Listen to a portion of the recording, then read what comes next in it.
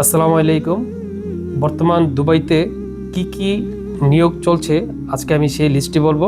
প্রথমে রয়েছে security guard পুরুষ, সিকিউরিটি গার্ড মহিলা, এয়ারক্রাফট ক্লিনার পুরুষ এবং মহিলা। তারপর হচ্ছে লেবার, এটা শুধু পুরুষদের জন্য। আর হাউস ওয়ার্কার, এটাও পুরুষ। হাউসকিপার পুরুষ এবং মহিলা দুইটাই।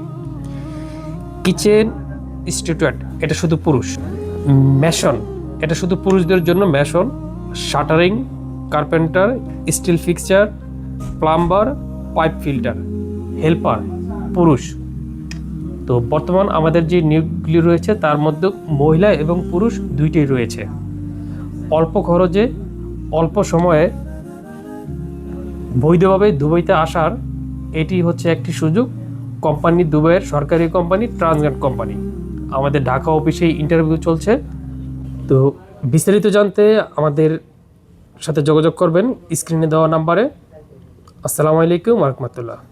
ধন্যবাদ।